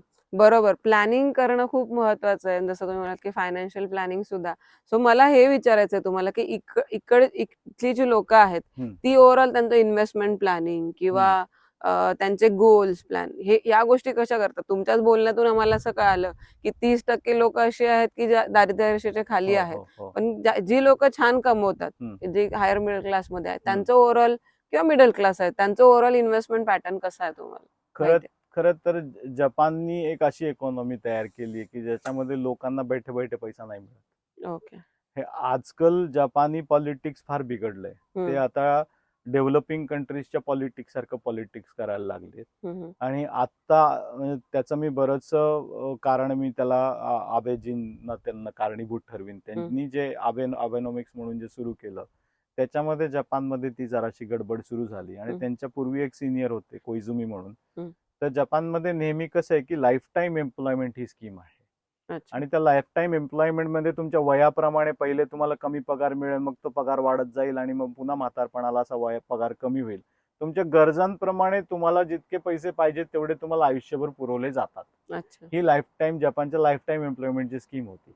तर त्यावेळेस जपानमध्ये हा देश असा होता की इन्व्हेस्टमेंट करा आणि सोप्यामध्ये पैसे कमवा, हे जपानमध्ये मॉडेलच नव्हतं. अच्छा. त्यामुळे जपानमध्ये शेअरमध्ये टाका, फॉरेक्समध्ये टाका, बेसिकली हे मॉडेल्स कुठेच एवढे रन होत नाहीत. अच्छा. हा देशच मेहनतीचा देश आहे. अच्छा. तर त्यामुळे जपानमध्ये त्या स्कीम्स एवढ्या नाहीयेत. अच्छा. इथे बँक अकाउंटमध्ये तुम्ही सेव्हिंग म्हणजे डिपॉझिट म्हणून तुम्ही पैसे जरी ठेवले ना तरी हार्डली तुम्हाला 0.015% वगैरे हो, ते पण तर आय थिंक आता की एवढंच काही रेट ऑफ दिवसांपूर्वी इंटरेस्ट मिळतो. म्हणजे आम्ही आमच्याकडे बरोबर, आम्ही जेव्हा आमच्याकडे एक्झाम्पल देतो तेव्हा आम्ही सांगतो की तुम्ही जेव्हा एफडी करता तुम्हाला 6% मिळतात, म्युच्युअल फंड मध्ये इन्व्हेस्ट करता तेव्हा 12% मिळतात. म्हणजे तुम्ही पैसे कोणाला वापरलेले त्याच्या अगेन्स्ट तुम्हाला इंटरेस्ट मिळतो. बरोबर. ते जपानमध्ये उलट आहे की तुम्ही पैसे ठेवताय तिथे आणि त्याच्याबरोबर तुम्हाला काही फीस पण द्यायला लागते की आमचे बरोबर, पैसे सांभाळताय बरोबर. म्हणून निगेटिव्ह रिटर्न्स मिळतात इनफॅक्ट ना बेसिकली. बऱ्याच म्हाताऱ्या लोकांची ना बँकाच त्यांचा पपलू काढतात, त्यांचा उल्लू बनवतात त्यांचा. अच्छा. त्यांना फॉरेक्स मध्ये पैसे टाकायला लावतात आणि मग काढताना म्हणतात की नाही हे तुमचा एवढा लॉस झालाय म्हणून. अरे आय हॅव सीन दॅट. मी अच्छा. बँकर होतो इतकी वर्ष ना, हम्म. त्यामुळे आय हॅव सीन दॅट आणि मी त्याच्या अगेन्स्टही मी वर्बोस होतो की अशी फसवाफसवी करू नका तुम्ही बरोबर आहे. म्हाताऱ्यांची. हम्म. तर ती एक गमतीचा भाग आहे. पण आपण जपान्यांची इन्व्हेस्टमेंट सोडूयात, पण भारतीयांच्या इन्व्हेस्टमेंटवर येऊयात रादर. मला असं वाटत नाही की सगळेच भारतीय खूप काही इथे राहणारे फायनान्शियल प्लॅनिंग करतात. खरं मी पण नाही करत. अच्छा. माझं ना त्या गोष्टींकडे ना डोकंच जात नाही माझं, अच्छा. की ते पैसा कमवणं आणि पैसा म्हणजे तो डबल करणं, ट्रिपल करणं या गोष्टींकडे डबल डोकं जात ट्रिपल नाही. चा प्रश्न नाहीये सर. येस, तुम्ही बरोबर म्हटलात. पण ऍक्च्युली तेच होतं आपल्या इथेही तोच प्रश्न आहे की जेव्हा मराठी माणूस जेव्हा इन्व्हेस्ट करतो ना, आयदर तो काय करतो सेफ. की एफडी वगैरे हा. करतो किंवा तो डायरेक्टच ट्रेडिंग, मग एफएनओ किंवा मग तो हा. सट्टा बाजार याच्यामध्ये हा. सगळ्यांमध्ये जातो. म्हणजे आपली मेंटॅलिटीच ऍक्च्युली तशी झालेली आहे. आम्ही ऍज अ ऍडवायझर काय करतो, तुम्हाला तुमचा हात धरून तुमचे गोल काय आहेत, एक घर हा. घेणं, एक गाडी घेणं, रिटायरमेंटचा पैसा. कारण आपल्याकडे हा. आता माहितीये जसं जपान आता एक रिटायर्ड कंट्री म्हणू शकतो की तिथे सिनियर सिटीजनचं पॉप्युलेशन जास्त आहे. आपलाही देश त्या टुवर्ड्स चाललाय. पुढच्या 15-20 वर्षात आपल्याकडे हीच वेळ येणार आहे. पण जसं इथे आयुष्यभर काम करता येईल तेवढी आपण फिजिकल स्ट्रेंथ नाहीये इंडियनची. बरोबर. तर आपल्याकडे आता सध्या बर्निंग जो प्रॉब्लेम आहे ना, दॅट इज हे की एखाद्याला रिटायरमेंट नंतर, कारण आपल्याकडे 90-70 पर्यंत काम करणं अवघड, कारण आपली हेल्थ यांच्यासारखी फिट नाहीये. सो त्यांना एक मंथली इन्कम येणं, रिटायरमेंट प्लॅनिंग करून देणं. कारण आता तुम्हालाही माहितीये की आपल्याकडे आता गव्हर्नमेंट जॉब फारसे राहिलेले नाहीयेत, मोर प्रायव्हेटायझेशन झालंय. सो पेन्शन कुणालाच नाहीये. सो त्या दिशेने घेऊन जाणं म्हणजे जनरली इन्व्हेस्टमेंटचा म्हणजे त्याचा रिझल्ट पैसे दुप्पट करण्यापेक्षा आपल्या गरजेला छोटे पैसे जरी असेल ते कामी पडणं वेगवेगळ्या ठिकाणी, that is more important. So yes, जसं बाहेरच्या देशात आपण येतो, आपलं घर, आपलं गाव, आपलं सगळ्या गोष्टी सोडून येतो, तेव्हा त्याच्यामध्ये मागे एक मोटिव्ह असतं की इथून जाताना मी चांगला पैसा घेऊन जाईल, जे करून माझी तिकडची लाईफ जी आहे ती सुखकर होऊन जाईल. बरोबर बरोबर. म्हणजे तिथे राहण्यात हे गोल कम्प्लीट करायला कदाचित 20 वर्ष लागतील, तर मी जपान सारख्या देशात येऊन ते 7-8 वर्षात कम्प्लीट करू शकतो. तर त्याच्यासाठी जे प्लॅनिंग लागतं, तर त्याविषयी मी तुमच्याशी बोलत पण होते. याच्यामध्ये ना मला एक प्रश्न आहे की आता ठीक आहे की आज आपण भेटलो आणि मला एक थोडस जाणवलं की बा तुम्ही कशा प्रकारच्या व्यक्ती आहात. पण भारतामध्ये आता फसवणूक पण इतकी होते ना, तर सपोज की माझं तिकडे घर आहे, मी ते भाड्यावर दिलं, तो भाड्यावर राहणार आहे ना, तर त्याच्या लक्षात आलं की हा जपानमध्ये राहतोय. पहिली गोष्ट म्हणजे त्यांनी मला 3 वर्ष तर पहिले रेंटच नाही दिलं, खूप त्रास दिला आणि परत सोडताना म्हणायला लागला की मलाच तुम्ही पैसे द्या ना, तर मी नाही सोडत म्हणून. तर एक्झॅक्टली याच विषयावर जे आपले फॉलोअर्स आहेत ते तुम्हाला सांगतील की याच विषयावर आम्ही रील्स बनवतो की इफ तुम्ही एनआरआय असाल किंवा कुठेही असाल तर प्रॉपर्टीमध्ये इन्व्हेस्ट करू नका, because it is rigid asset. नाही, पण उद्या तुम्ही माझे पैसे घेऊन पळून गेलात तर काय करणार आहे? मी कुठे तुमच्या मागे धावणार आहे? ओके, सो बरोबर आहे प्रश्न. तर त्यामुळे तो एक जो कन्सर्न फॅक्टर राहतो ना, तो नेहमीच राहतो की कसं एक विश्वासाचं नेटवर्क एक क्रिएट करावं. एक्झॅक्टली तोच प्रश्न आहे की जेव्हा म्युच्युअल फंड किंवा काही इन्शुरन्स प्रोडक्ट आहेत याच्याकडे जेव्हा आपण जातो स्पेसिफिकली गोल्ससाठी किंवा इन्व्हेस्टमेंटसाठी म्युच्युअल फंड याच्याकडे आपण जेव्हा जातो ना, तर ते प्रोडक्ट काय आहे mutual, what is mutual fund? Mutual fund काय करतं की एक जर तुम्ही महिन्याला समजा तुम्ही 50,000 जरी एखाद्या फंड मध्ये टाकताय, तो जवळजवळ 350 कंपन्यांमध्ये इन्व्हेस्ट करतो. म्हणजे 50,000ची जर मंथली इन्व्हेस्टमेंट आहे, मी 10,000 वेगळे फंड घेतले, तर महिन्याला तो 350 कंपनीमध्ये इन्व्हेस्ट करतो, ज्या भारतातल्या प्रॉमिनंट कंपनीज आहेत. त्यांना दोन गडबडल्या तरी बाकीच्या चालू बाकी राहतात. बरोबर. सो त्याच्यामुळे तुम्हाला तो प्रश्न आहे की सारिका तुमचे पैसे घेऊन जाईल, कारण सारिकाकडे तुमचे पैसे नाहीच आहे. आपण इंडियातल्या बिझनेसेस मध्ये पैसे इन्व्हेस्ट केलेले आहे, आणि जे आता तुम्हाला माहिती आहे की आज जपान डेव्हलप आहे, पण पुढच्या 15 वर्षाने इंडिया सुद्धा याच ठिकाणी पोहोचणार आहे. सो पुढची 15 वर्ष आहे जी भारतात इन्व्हेस्ट केली पाहिजेत. जसं जपानमध्ये पैसे ठेवायला पैसे देतात, तसं आम्ही जेव्हा पैसे घेतो तेव्हा 12% म्हणजे महिन्याला 1% तुम्हाला जवळजवळ रिटर्न्स मिळतात. हाच प्रश्न सगळ्यांना पडतो सर, की आपले पैसे कोणी घेऊन पळालं तर काय करायचं, कारण तुम्ही तिथे बघायला नसता. सो इथे काय होतं की तुमचे जे इन्कम आहे ते तुमच्या एनआरई अकाउंट मध्ये जातं, आणि एनआरई अकाउंट मध्ये मधून तुमचे पैसे निघून डिरेक्टली म्युच्युअल फंड कंपनीज मध्ये जातात. सो कुठे थर्ड पार्टी नाहीये. आणि जेव्हा पैसे विड्रॉ करतात तेव्हाही ते एनआरई अकाउंटला येतात म्युच्युअल फंड मधून, आणि एनआरई अकाउंट मधून तुम्ही डिरेक्टली युज करू शकता. कुठे थर्ड पार्टी नसल्यामुळे स्कॅमचा किंवा फ्रॉडचा तिथे प्रश्नच येत नाही, आणि मॅन्युअल इंटरॅक्शन नाहीये त्याच्यामध्ये. तिथे सगळ्या गोष्टी ज्या आहेत त्या सिस्टीमने फॉलो करतात, आणि ऑब्व्हियसली जी जगातली सगळ्यात म्हणू शकतो स्ट्रिक्ट म्हणण्यापेक्षा सेबी जी आपली आहे ती बऱ्यापैकी ऍक्टिव्ह आहे. अगदी छोट्या छोट्या गोष्टींवर लक्ष असतात, आणि मेनली HNIs पेक्षा रिटेल जे इन्व्हेस्टर आहेत, छोटे छोटे जे इन्व्हेस्टर आहेत, त्यांना कसं आपण प्रोटेक्ट करू, स्कॅम पासून, या सगळ्या गोष्टींपासून ते सेबी करते. सो मला नाही वाटत ऍज अ इंडिव्हिज्युअल तुम्हाला काही त्या गोष्टीमध्ये ऑब्व्हियसली याचा अवेअरनेस नाहीये, विच इज व्हेरी इम्पॉर्टंट. बऱ्याचशा लोकांना असं वाटतं आजही की ते NRI असो, HNI असो, किंवा भारतातली लोक असो, आपली मध्यमवर्गीय लोक जरी असतील, तरी त्यांना तेच वाटतं की मी असे कुठे पैसे टाकले ते स्कॅम होतात. आणि असं भारतात झालंही आहे. बऱ्याचशा प्रायव्हेट कंपन्यांनी काही काही स्कीम ओपन केल्यात आणि ते झालं. पण नेहमी तुम्ही जेव्हा इन्व्हेस्ट करता ना, तेव्हा तुम्हाला बघायचं की ह्याचं रेग्युलेशन कुठे, हा पैसा जातो कुठे. जसं म्युच्युअल फंड मध्ये तुम्हाला कळतं की तुम्ही पैसे जर एखाद्या फंड मध्ये टाकले तर तेथून या कंपनीला जातात, ते तिथून ते बिझनेसेस रन करतात आणि त्याचं प्रॉफिट आपल्या बरोबर शेअर करतात. सो कुठे तिसरी गोष्ट नाहीये की मी इथे कुठेतरी एखाद्या कंपनीत दिले जी स्कॅम आहे आणि तिथून मी पैसे एकदम वाढतात. सो इवन मी तुमच्या थ्रू सगळ्यांनाही सांगेल, तुम्हाला जिथे असं दिसतंय की कोणत्याही स्कीम मध्ये की एखादा तुम्हाला 15, 20, 25, 40% रिटर्न बेनिफिट्स काहीतरी, हा, तर तिथे तुम्हाला समजून जायचं की हा स्कॅम आहे. लोक बरेचसे 2% पैसे देतात. NRIs मध्ये तर मी खूप बघितले, कारण त्यांच्याकडे पैसा चंक मध्ये येतो. ते भारतात येतात आणि तो पैसा एका चुकीच्या माणसाकडे देतात जास्त रिटर्न्सच्या नादामध्ये, आणि तो पैसा गमावून बसतात आणि त्यांच्याकडे काहीच उरत नाही. सो हा खूप एक बर्निंग क्वेश्चन आहे. सोबत चाइल्ड एज्युकेशन प्लॅनिंग, तुमचं रिटायरमेंट प्लॅनिंग, आणि अगेन तुमचं घर, ट्रॅव्हल, या सुद्धा गोष्टी आहेत. मी खरं इंटरनॅशनल कम्युनिटीमध्ये मी 2 कम्युनिटी अशा बघितल्यात, फिलिपिनो कम्युनिटी आणि चायनीज कम्युनिटी, ज्यांनी ह्या गोष्टींवर बऱ्यापैकी खूप नेटवर्क काम केलंय. म्हणजे फिलिपिनमध्ये तर ते सरळ असं म्हणतात की जे त्यांचा त्यांची जी नॉन रेसिडेंट कम्युनिटी जे पैसे पाठवते परत, that is the second largest economy of Philippines. So त्यांनी ते ऍक्सेप्ट केलंय की ही this is a part of our economy, आणि ह्याला आपण व्यवस्थित सपोर्ट करून ह्याला ग्रो केलं पाहिजे. तर ते जे आहे तसं as a standard national format म्हणून या गोष्टीला एक सेफगार्ड करून कसं करता येईल ते अजूनपर्यंत आपल्या म्हणजे भारतामध्ये तेवढ्या लेवल पर्यंत घडले असं तुम्हाला एक जाणीव होत नाही. मागच्या 3-4 वर्षामध्ये आपल्याकडे जसं आपल्या म्हणजे माझ्या इनिशिएटिव्हचं नाव आहे लक्ष्य अर्थक्रांती. अशी अर्थक्रांती मागच्या 4-5 वर्षांमध्ये भारतात झाली आहे, आणि खूप क्रांतिकारी नंबर्स आहेत. लोक खूप इन्व्हेस्ट करतायत म्युच्युअल फंड्स मध्ये. इव्हन जॅपनीज लोकांची इंडियामध्ये इन्व्हेस्टमेंट वाढली आहे. $1.3 बिलियन जॅपनीज इंडियाच्या इकॉनॉमीमध्ये इन्व्हेस्ट करतात आज. आणि मला तुमच्या थ्रू हेच सांगायचं लोकांना की बाहेरच्या देशांना इंडियावर, इंडियाच्या इकॉनॉमीवर, तिथल्या ग्रोथवर एवढा कॉन्फिडन्स आहे. तुम्हाला का नसावा? तुम्ही आजही का विचार करताय की मी FD मध्ये इन्व्हेस्ट करेल, मी गॅरंटेड प्लॅन मध्ये इन्व्हेस्ट करेल, गॅरंटेड इन्शुरन्स प्लॅन मध्ये इन्व्हेस्ट करेल? तुम्ही जेव्हा mutual fund through, stocks through मार्केटमध्ये इन्व्हेस्ट करता, तेव्हा तुम्ही इंडियाच्या इकॉनॉमीला ग्रो करताय. तुमचे पैसेही सोबत ग्रो Grow होत आहे, करतात. रिटर्न्सही मिळतात आणि सगळ्या गोष्टी सेफगार्ड आहे. सो कुठेही घाबरायची गरज नाही. अवेअरनेस करायला आम्ही आहोत, साथ द्यायला सर आहेत आणि नक्कीच आपल्याला पुढे जायचंय. सर दुसरा महत्वाचा आपण आता बऱ्यापैकी इकॉनॉमीवर हो. बोललो.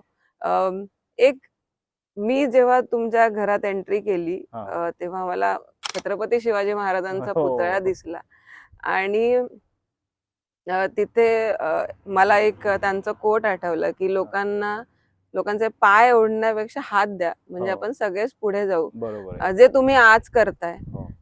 सो मला तुम्हाला हे सांगायचंय की जे इंडियातून इथे युथ येत आहे त्यांनी यावं का पहिलं तर आपल्या इथे छान बदल घडवण्यापेक्षा हो, इथे हो. यावं का आणि इथे आल्यानंतर स्वतःचं लाईफ त्यांनी कसं घडवावं आणि जाताना ॲज अ इन्व्हेस्टमेंट किंवा ॲज अ त्यांची लाईफ या कशा गोष्टी घेऊन जायला पाहिजे. नक्कीच, नक्कीच. कसं आहे की वेगवेगळ्या कारणांमुळे आपल्याला आपल्या मातृभूमीतनं बाहेर पडायची संधी मिळते. त्याच्यामध्ये एक की आहे की शिक्षणाच्या संधीकरता आपण बाहेर देशात जाऊ शकतो किंवा नोकरीच्या संधीकरता जाऊ शकतो. बऱ्याच वेळा असं होतं की आपल्यामध्ये जी स्किल आहे ती आपल्याला भारतात वापरता येत नाही म्हणून आपल्याला बाहेर जावं लागतं. किंवा आपण बाहेर ओढले गेलो जातो की अरे हा मुलगा मला पाहिजे. म्हणजे आता सपोज की मी 2005 साली मी जपान एकदा सोडलं. मी जाऊन हाँगकाँगमध्ये राहत होतो. पण जपानी कंपनीने इंटरनेटवरनं माझा CV शोधून काढला आणि मला परत जपानमध्ये ओढलं. आम्हाला तुझी गरज आहे, तू परत तोच ये. प्रश्न आहे ना सर. तर जस्ट आम्ही परवा एका ठिकाणी एका रेस्टॉरंट मध्ये गेलो होतो तर तेव्हा तिथल्या एका जॅपनीज बाईने आम्हाला सांगितलं की इंडियातली लोक खूप इंटेलेक्च्युअल असतात हो. पण ती जी बुद्धिमत्ता आहे ना ती आपल्याकडे राहिली नाहीये. हो, तर ती हो. सगळी ओढून म्हणजे आपला ब्रेन निघून गेलाय बाहेर असं बरोबर आहे. म्हणू ब्रेन शकतो ड्रेन आपण. म्हणतात त्याला. हा बरोबर. पण आपल्याकडे काय की आपणही तर सगळेच ब्रेन आपण वापरू शकत नाही ना. बरोबर आपल्याकडे आहे. तेवढी डेव्हलपमेंट नाहीये, तेवढी इंडस्ट्री नाहीये किंवा आता जे सगळे स्टार्टअप वगैरे म्हणतात त्याला सपोर्ट करायला तेवढी सिस्टीम नाहीये. तर ते सगळ्या गोष्टी असल्यामुळे सगळीच नाही वापरता येणार. म्हणजे आज US च्या नासामध्ये 35% इंजिनियर भारतीय आहेत. सो 35% इंजिनियर नाही, सायंटिस्ट भारतीय आहेत. तर ही रियालिटी आहे. तर एनिवे वेगवेगळ्या कारणांमुळे आपण वेगवेगळ्या देशांमध्ये जातच राहणार आहोत. बरोबर. तर त्यात काही वाद नाही. आता ह्यातनं पुढे काय आहे की आता जेव्हा आपण बाहेरच्या देशांमध्ये जातो तेव्हा आपण प्लॅनिंग करून जातो का, हा महत्वाचा मुद्दा आहे. बरोबर. बऱ्याच वेळा ना आपण कसं आहे की नंबर लागला म्हणून निघालो.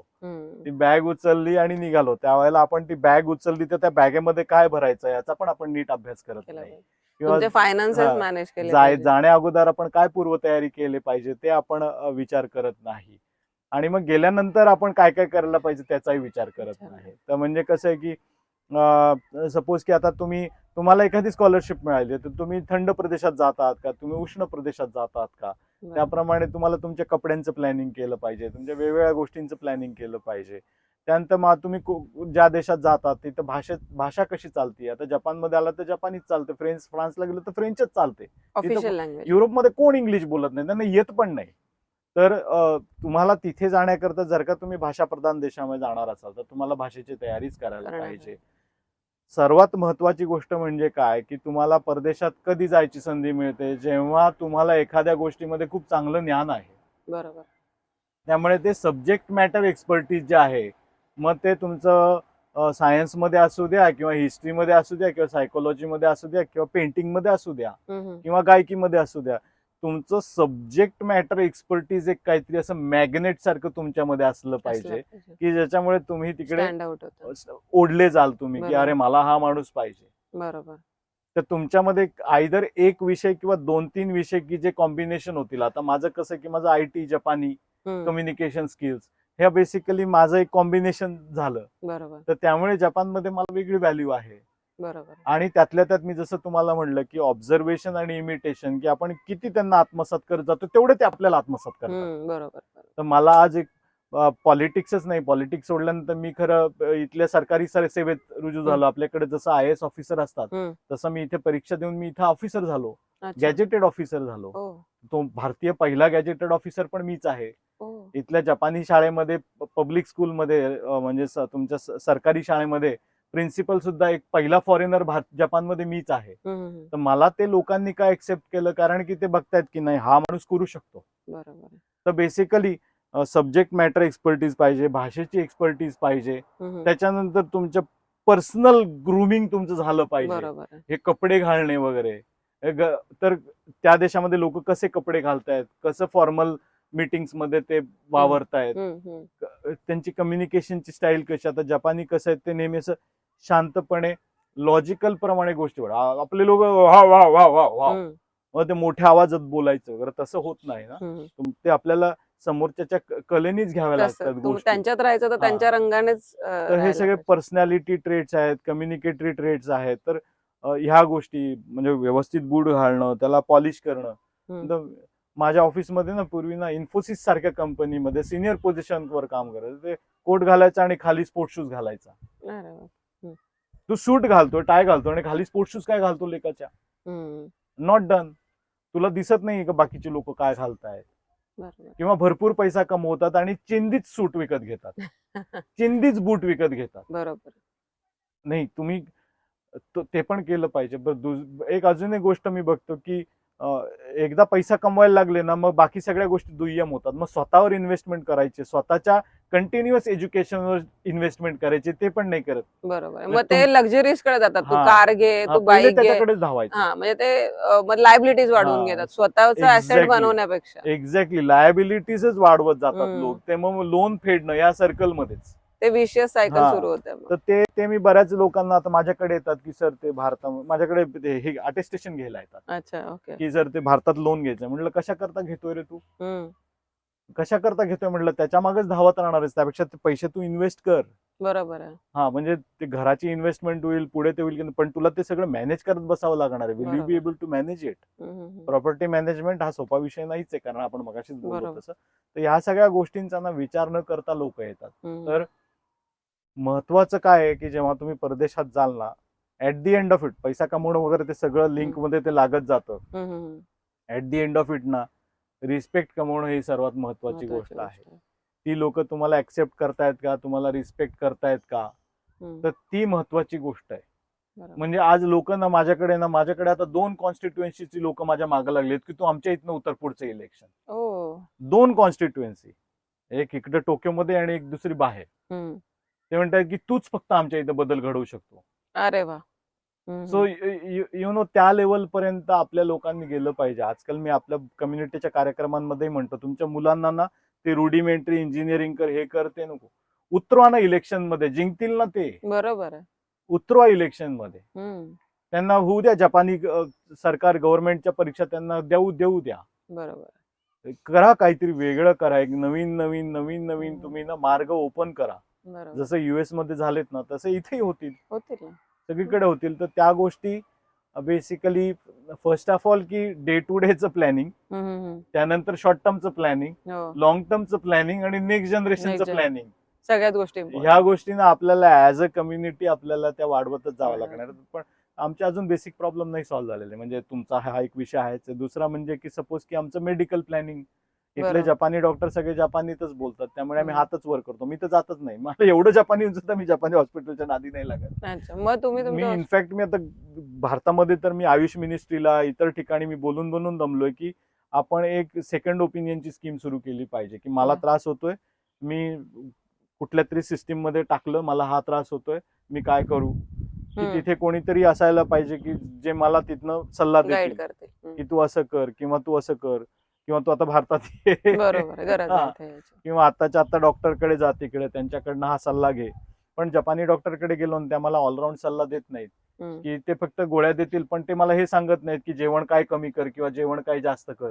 आणि त्यांना आपल्या डाएट पण माहिती नाही माहिती. एक्झॅक्टली. त्यामुळे त्या गोष्टींकरता आम्हाला भारतातनं मेडिकल सर्व्हिसेसची खूप बेसिकली गरज आहे. आता मध्ये एक टुरिस्ट कंपनीवाल्या होत्या, त्या म्हणल्या की योगीसान मी प्रयत्न करते, याच्यावर मी काम करीन. याचं आम्ही ऍक्च्युली सोल्युशन आहे.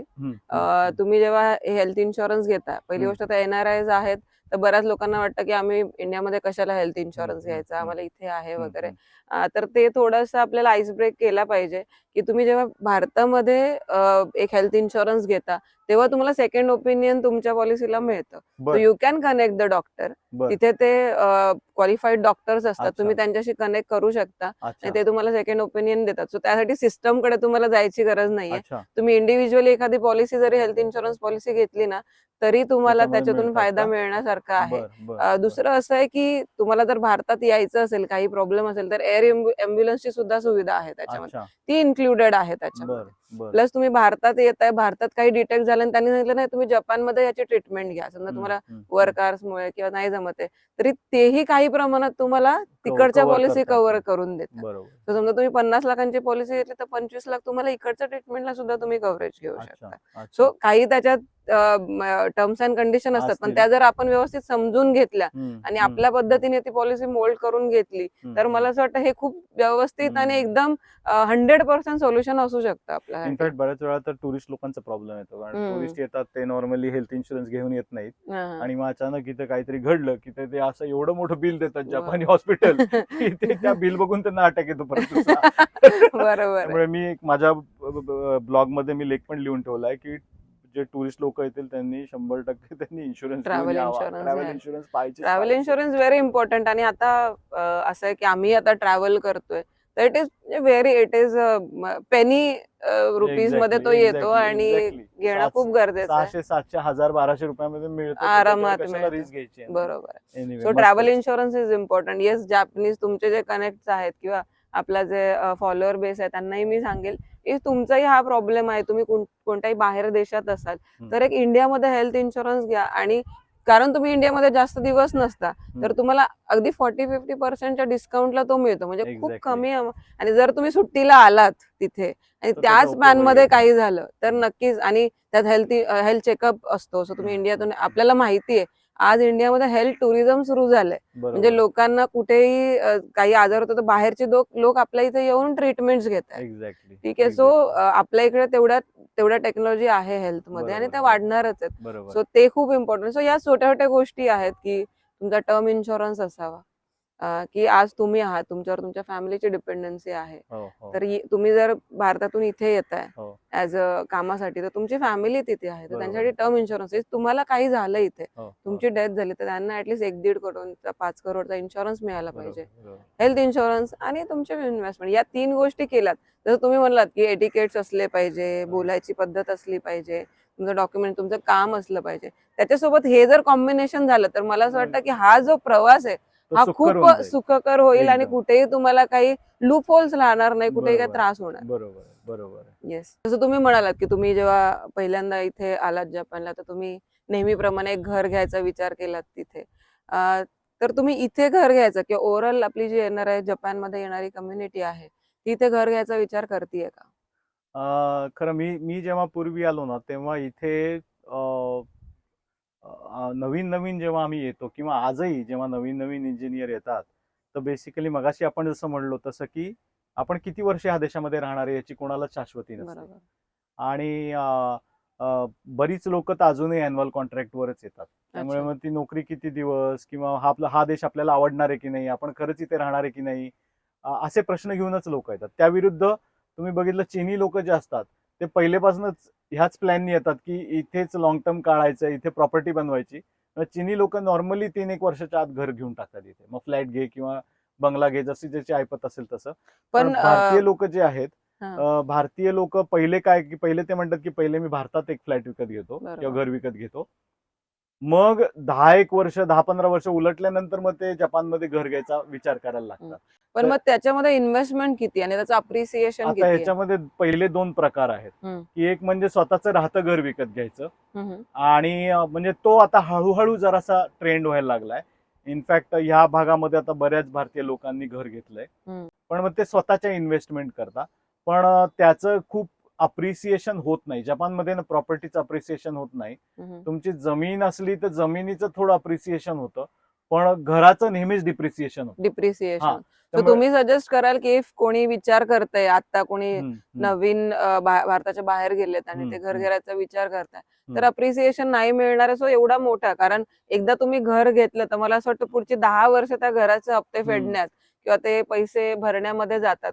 सो अप्रिशिएशन होत नाहीये तर तुम्ही इन्व्हेस्टमेंटसाठी घर घेऊ नका. आणि मला असं वाटतं प्रत्येकाचं म्हणजे गावातून मुंबईत आलेला माणूस कमवण्यासाठी तो कमवतो आणि परत गावाला जातो रिटायरमेंट नंतर. तसंच तुम्ही जेव्हा भारतातून इथे येता तेव्हा कदाचित रिटायरमेंट नंतर तुम्ही आपल्या गावी आपल्या देशी जाणं पसंत कराल. काही काही केसेस मध्ये काय होतं की जितकं आम्ही भाडं भरतोय ना तर जेव्हा आम्ही घराचं लोन वगैरे घेतो त्यावेळेला अरे लोन कमी पडतंय असा एक आकडा येतो समोर. पण जेव्हा ओव्हरऑल जेव्हा सगळं मेंटेनन्स आणि हे सगळं बघत गेलं ना तर ते कधीच इतकं मेरिटोरियस डील होत नाही इथं घर विकत घेणं. बरं दुसरं आजकाल मी काही यंग पोरांना बघतो की ते इन्व्हेस्टमेंट प्रॉपर्टीज मध्ये इन्व्हेस्ट करतात की मग त्या तिथे राहत नाहीत. ते एखादं फ्लॅट किंवा हे ते एक म्हणजे एक प्रॉपर्टी मॅनेजमेंट कंपनी असते. ते म्हणतात की हा फ्लॅट तुम्ही विकत घ्या आणि तो आम्हीच रन करत राहतो. म्हणजे तिथं ते भाडेकरू तेच ठेवणार आणि तेच भाडं देणार. पण मोस्ट ऑफ द स्कीम्स मध्ये मी बघतो की त्यातनं मंथली रनिंग आपल्याला काहीच मिळत नाही. उलट बऱ्याचशा स्कीम्स मध्ये मी बघतो की ते घेतल्यानंतर आपल्यालाच महिन्याला त्यांना एक 20-30 हजार देत राहावं लागतं.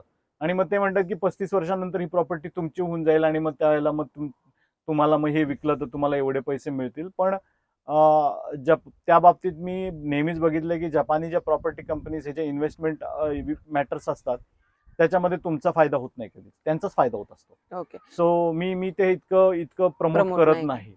नाहीच केलं पाहिजे. आणि माझं असं म्हणणं असतं की जर तुम्हाला मी तर नेहमी लोकांना असा सल्ला देत असते की तुम्ही भारतातही घर घेऊ नका, तुमचं एक लिक्विड ॲसेट बनवा. आता तुम्ही जर बरेचशी असं मी बघितलं की एनआरआय मध्ये आता जसं तुम्ही आहात तर तुमची मुलं आहेत ती त्यांचं सिटिझनशिपच इकडची असू शकते. मग त्या केसमध्ये पण तुम्ही भारतामध्ये इन्व्हेस्ट करू शकता. बरोबर. तर तुमच्या थ्रूच मी प्रमोट करेल की आपला एक गिफ्ट सिटी नावाचा एक नवीन प्रोडक्ट आपल्या इथे सुरू झालाय की ज्याच्यामध्ये तुम्ही कोणत्याही देशातून भारतामध्ये इन्व्हेस्ट करू शकता. तुमच्या एनआरई अकाउंट मधूनही करू शकता किंवा तुमचं एनआरई अकाउंट नसेल, तुमचं त्या देशाचं अकाउंट असेल तर तिथूनही तुम्ही भारतात इन्व्हेस्ट करू शकाल. तिथले पैसे तुमच्या भारताच्या इकॉनॉमीमध्ये किंवा बाकीच्या कोणत्याही डेव्हलप इकॉनॉमीमध्ये जातात आणि ज्याचे खूप छान रिटर्न्स बनतील पुढच्या भविष्यामध्ये. कारण आपण कोणत्याही एका इकॉनॉमीवर नाही डिपेंडेंट आहोत, आपण वेगवेगळ्या इकॉनॉमीज मध्ये इन्व्हेस्ट करतोय. सो तुम्ही जेव्हा असा काही समजा तुम्ही तिथे 1-1.5 कोटी जमवले आणि मग तुम्ही येताना या प्रॉपर्टीवर बोट ठेवलं की मला ही प्रॉपर्टी इथे राहायचं, हे घर मला हवंय, हे तुम्ही ते घर घेऊ शकता. जसं तुम्हाला प्रॉब्लेम आला की तुम्ही तिथे घर घेतलं आता मेंटेन होत नाहीये, रेंट मिळत नाही, तर या सगळ्याच गोष्टी मग बायपास होऊन जातात. बरोबर आहे. सो म्हणजे ते प्रॉपर्टी वगैरे म्हणजे जितका ह्युमन टच येतो ना तितके प्रॉब्लेम्स क्रिएट होतात. तुम्ही जसं म्हणलं ते सिस्टम टू सिस्टम पैसे मूव्ह करत असतील तर जरा कदाचित सेफगार्डिंग जास्त असेल. येस आणि इट इज व्हेरी स्मूथ आहे. आता बिकॉज आपला इंस्टाग्रामचं फॉलोअर बेस आहे तर माझे सगळे जे क्लायंट आहेत त्याच्यातले 30-40% क्लायंट एनआरआयज आहेत.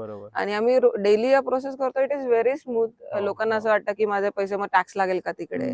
सो टॅक्सेशनचंही काही नाही. तुम्हाला जसा तिकडच्या लोकांना टॅक्स लागतो ऑलमोस्ट तसाच तुम्ही जर बाहेर असाल तरी टॅक्स लागतो. आणि मेनली काय होतं आपल्या इकडचे लोक जेव्हा येतात तर ते रिटायरमेंट मध्ये किंवा जेव्हा त्यांना काही प्रॉपर्टी घ्यायची असेल तर भारतातच येतात आणि तिथे रिपॅट्रिएट म्हणजे करायची गरजच पडत नाही. आपल्याला आपले पैसे तिथून तिथे इन्व्हेस्ट होतात आणि तिथून भारतातच वापरले जातात. सो टॅक्सेस तुम्हाला जसे भारतीयांना लागतात तसंच एनआरआयला लागणार. सो त्याच्यामध्ये काही वेगळं असं नाही की तुम्हाला एक्स्ट्रा टॅक्स आणि डबल टॅक्सेशन होत नाही. एकदा तुम्ही तिकडे टॅक्स दिला की इकडे नाही द्यावा लागत, त्यामुळे ते डबल टॅक्सेशन होत नाही. बरोबर. परफेक्ट.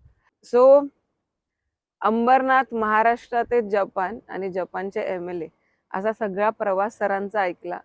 सोबत आपला जो आवडीचा विषय आहे इन्व्हेस्टमेंट, प्रॉपर्टी इन्व्हेस्टमेंट, टॅक्सेस, या सगळ्या गोष्टी आपण डिस्कस केल्या.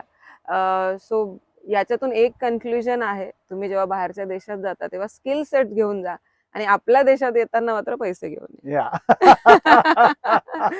So thank you so much sir. धन्यवाद, खरंच धन्यवाद. मजा आली एकदम हा चर्चा करताना आणि मलाही थोडा अभ्यास करायची संधी मिळाली आणि वेगवेगळ्या गोष्टी कळल्या त्याबद्दल तुमचे खरंच धन्यवाद. थँक्यू.